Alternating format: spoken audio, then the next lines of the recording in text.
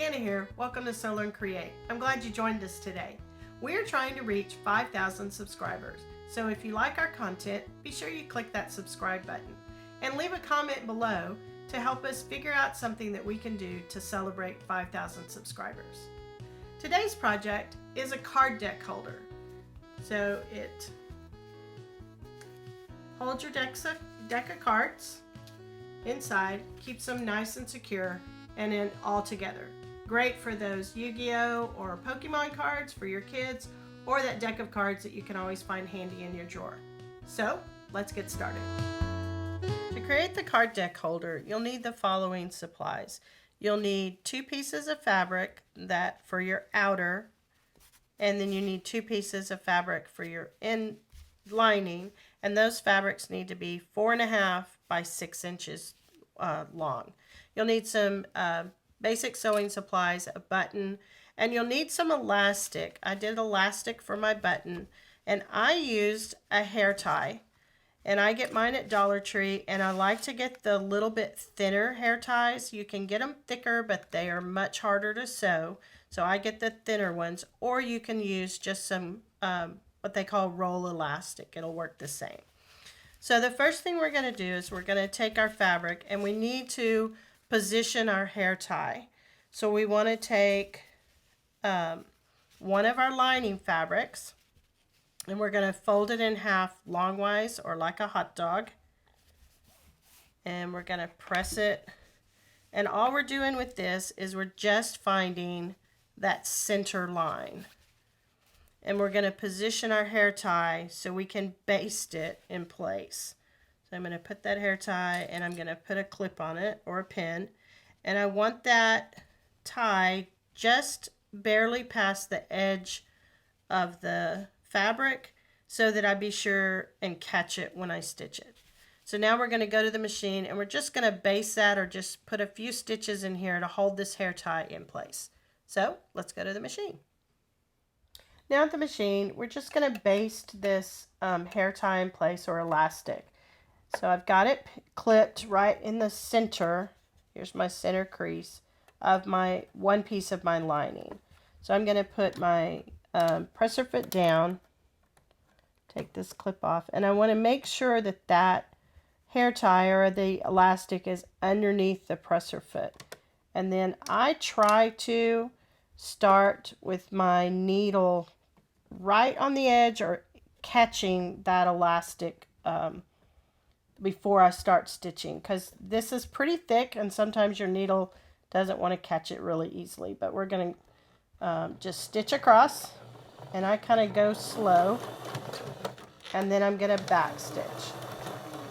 And really all I'm doing is I'm just making sure that it's caught on that fabric, so when I stitch this project together, then it doesn't slip on me. And my bobbin kind of messed up a little bit. And we're going to stitch that one more time just to kind of catch it a little better. Get our machine to cooperate today.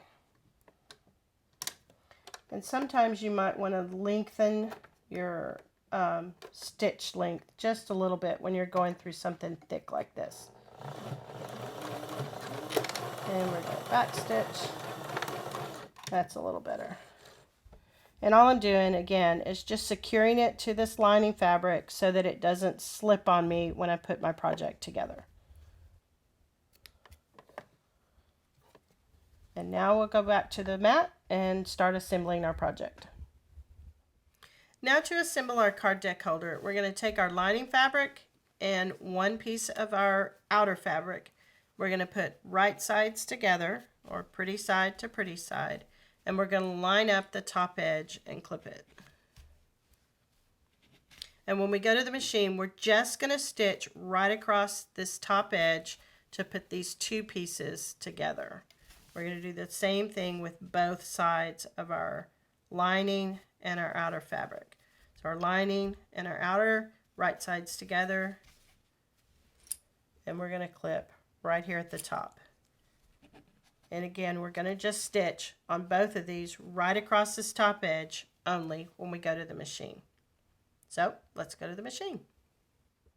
Now we're going to stitch just right across this top edge, and I use the outside edge of my foot as my seam guide, and that gives me a slightly larger than a 1/4 inch seam allowance. So I usually start with my needle down. It just makes life a little easier when you're starting. And when I get to this hair tie again, I'm going to stitch across it, back stitch to secure it one more time, and then keep going.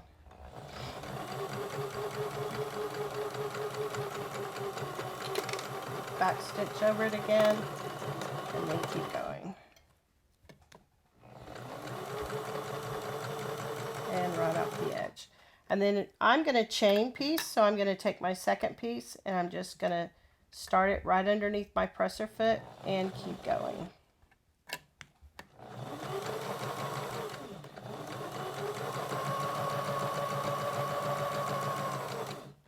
And chain piecing just makes your project go a little faster and also saves a little bit of thread. Now we'll go back to the mat and start putting the next step together. Now we have our 2 units together, and by chain piecing, I have just a little tiny piece of thread here that I need to cut to separate them. And chain piecing is a great way to do a project when you want to save a little bit of time. Now we're going to open this up and we're going to press it. And the first one with my hair tie, I want to press towards the top fabric, meaning that my seam goes up towards my outer fabric. My second one, I want to flip to where my seam goes the opposite direction. So I want to press it towards the lining fabric, and that'll make sense in just a minute. So I want to press the second one without the hair tie, press that seam open to where it's going towards the lining, and my first one, the seam allowance, is going towards my outer fabric. Then when I put them right sides together, I'm going to put my outer fabrics together, right side together, and my lining fabric right side together. And what I want to match up are these seams right at the top. And what you'll notice is with my seam allowances going one direction, one going the opposite, you can kind of move your fingers and that seam locks in place. And what that does for you is it's a quilting trick, but it creates that nice seam at the top that is perfectly lined up, so that we don't have one side of our lining peeking over the top when we get to that point of putting it all together. So now I have my outer fabrics and my lining fabrics, and I want to leave an opening on my lining side. So I'm going to use my red and green clip. I'm going to put my green clip here to start my stitching. I'm going to leave about a 2 finger or 1.5. Don't need a big opening on this project. And I'm going to put my red clip. Then I'm going to add some other clips just to hold things in place, mainly, so they don't shift on me. My main thing I don't want shifting is this seam right here.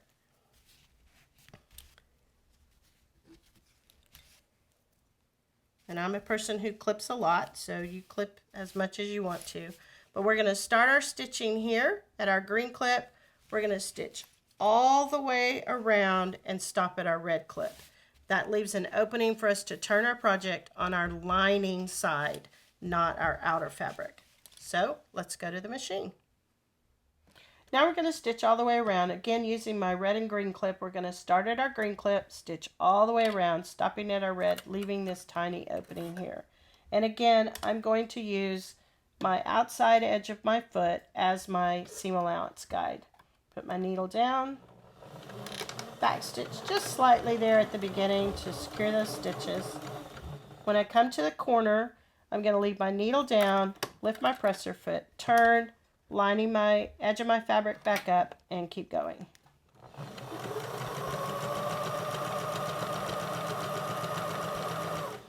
When I come here and I remove this clip, I just want to make sure that I kind of feel those seam allowances lock into place so that this doesn't get crooked on me.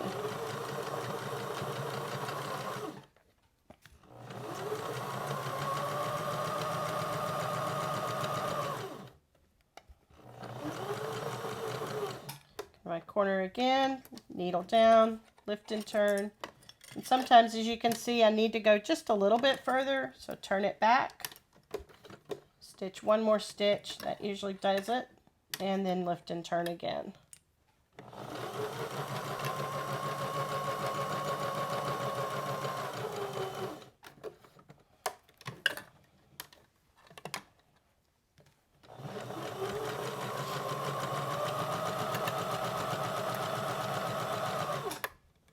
Moving that clip, making sure those seam allowances are locked in place, and stitching right over them.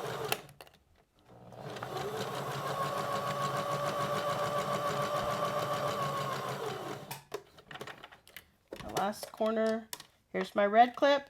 Now I'm going to remove that clip and kind of put my finger there so I know where I need to stop. And back stitch at that point also. Now we'll go back to the mat and turn it right side out. Now we've stitched all the way around and we have our opening here. I like to flip my project over just to make sure that I've caught all my fabric. It shifted on me a little bit here, but it's no big deal. And what I want to do next is I want to clip my corners to reduce this bulk, so when I turn my project, it turns a little bit nicer.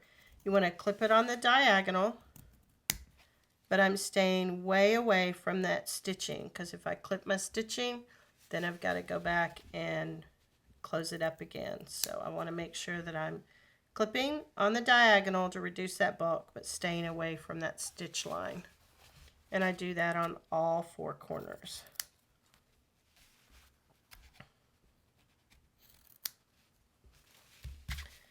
Then I'm going to reach in here and I'm going to turn my project right side out.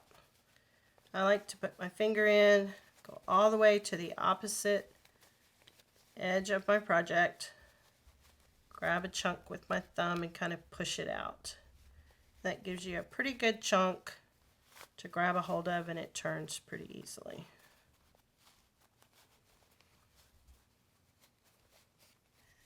I use a chopstick. I forgot to grab it, but I use a chopstick to put when I turn things, to poke my corners out gently. It works great, especially on a project where it's long like this, because that chopstick is longer than like your pair of scissors. And it also doesn't have as sharp as a point. And when you're poking your corners, you want to do it gently, because if you poke your stitching, then you've got to turn it wrong side out, stitch it back up, and start again. So just poke it gently. Now I've got it turned right side out. My corners look nice and neat. Then we need to close this opening on our lining, and we're going to do that on the machine because this lining is going to be tucked inside and no one's going to see that. But before I go to the machine, anytime, I like to press my project so that it lies nice and flat, and it just helps everything stay where it's supposed to and makes it look neater. And I want to make sure that when I press this opening, that those edges turn in and are nice and crisp. And then when I close it up, it works really well. So we're going to go back to the machine and we're going to stitch just across this opening. It's kind of hard to see, I know. Just across that opening to close it up. So let's go to the machine. Now we're going to close up this opening that we left to turn our project. I'm going to do it on the machine because this is our lining. It'll be tucked inside and no one will see it. It's a little faster. You could also close it by hand if you'd like. I just start, here's my opening. I'm going to start just slightly behind that opening to make sure I catch it all the way. And this time I'm going to use the inside edge of my foot as my guide so that it makes it a very narrow seam. And I'm going to go just barely past my opening, back stitch, and now that is closed. So we'll go back, tuck our lining in, press, and then we'll come back for our final step. Now we're almost done with our project. We want to take our lining and we're going to push it inside our outer fabric. Just kind of tuck it inside. We've closed our end down there where we had our opening. And we're going to take our chopstick again and use it to kind of poke those corners down. Get it as flat as possible. And then what I want to make sure is that my top edge is lined up really well. So my lining is inside and I can only see my outer fabric. And then I'm going to press that. And when I press, I don't want to press right on top of that hairband because it is polyester, so I don't want to melt it. And I just want to press this edge nice and flat and as straight as I can, so that when I go to the machine and top stitch it, it will lay down and stitch nicely. So just kind of rotate your project, put the tip of your iron in, rotate it a little more, get this edge done first. Rotate it, getting those seams as flat as possible on the side. And then I take and I lay it flat, and I will press the whole thing one last time. I'm going to check this lining here because it feels like it's a little bulky in that corner. Make sure it's poked in there nice and neat. So when we go to the machine, this is kind of the tricky part. We have to top stitch all the way around the top edge of this, and it's not big enough to pull off and put over the arm of our machine. So we have to kind of do it, and we'll do it nice and slow and turn it, and it'll work. So we'll go back to the machine. Now we need to top stitch right around this edge, and the reason you want to do that is so that your lining doesn't pull out when you pull your cards in and out of your card holder. So I like to start on the back side where my hair tie elastic is, and you don't ever want to start on a seam because that is a lot of bulk and it's just a little bit harder for your machine. So I like to start just past that seam, side seam, making sure I'm only getting one edge of my fabric. And again, I'm going to use the inside edge of my foot so that I get a narrow seam allowance. I'm going to roll my needle down in my fabric, and I'm going to keep going. This hair tie is really secure because we back stitched over it several times when we put this together. So there's no need to stitch and then back stitch. So we're just going to go right over it and keep going. And then you just roll your project to where the part that is coming up under your needle is always flat. Stitch a little bit, roll it, making sure everything lines up well, and then again, this part that's coming up under my needle is nice and flat.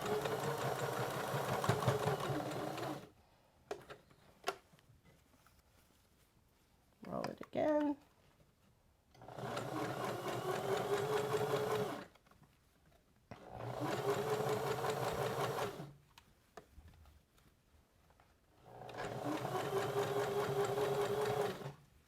I'm coming right back to where I started. I'm going to stitch just past that starting stitch so that it locks these in place a little better. I'm going to cross the stitch lines and then back stitch. And now our project, the last thing we're going to do is put our button on. Our final step is to add our button closure. And if you notice, my button is a little bit higher towards the top, and I want a little bit of give in my elastic so that if I have a really thick deck of cards in this holder, that is not stretched tight. Because if I lowered my button and this was tighter, then that would put a lot of stress on that. So you want to position your button. You want to make sure it'll fit through your elastic, either the hair tie or the other rolled elastic you're using. So you can use whatever size button works. And remember that anytime you add a button or an embellishment, it is one more area of design. So this one I think I'm going to use this kind of purplish button because I think it mimics these dots on this fabric. And I like the purple one. But the pink, it blends in a little more. So if I wanted a more subtle look, or if I wanted to go a complete contrast with the dominant purple, then I could use the yellow. But I like this purple one, and I like the shape of this button, so that's what we're going to use. Now, you want to make sure your button is on the opposite side of your card holder from your elastic, because it has to come across the top to fasten. I'm going to position it there. I've already got my needle threaded, and I doubled my thread so I don't have to take as many stitches. And I don't want that knot to show on the inside, so I'm going to get my button in place, and then I'm going to take just a tiny stitch and put it through my button, and I want to make sure that my knot is on the top fabric, not on the inside. And that's just so that my knot will not show on this side. And then you just stitch it in place.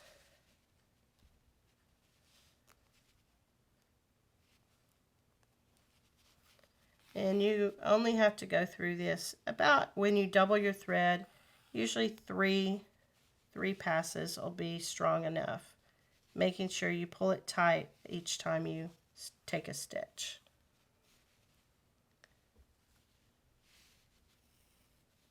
And again, I don't really want a knot on the inside, so I'm going to come to the top, to my top fabric. You can see my needle. I'm going to pull it so my button is secure, and then I'm going to take a tiny stitch here underneath my button, put my needle through my loop that I've created. Here's my loop. Make sure I catch both sides of my thread, pulling gently because sometimes that'll kind of get crossways on you, pulling it tight, and I'm going to do that 2 times to make sure my closure is secure. So that's the first time and my second time.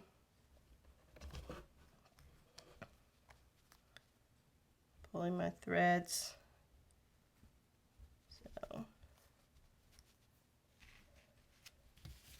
And I'm going to cut my threads.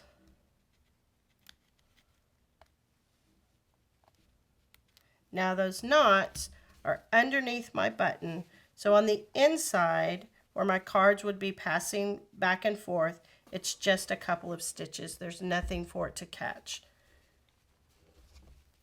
And put my elastic over. Now I can take my deck of cards, drop them in, close it up, and secure it. And this one is I made a little bit longer for more like Yu-Gi-Oh cards or Pokemon cards. If you wanted it to be for just a regular deck of cards, you could shorten that 6-inch length slightly and it would fit your cards a little better. But this one will also hold a couple of deck of cards if you wanted to. These are great to just put your cards in, drop them in a bag when you're going camping or to the beach, and your cards stay all together nice and secure.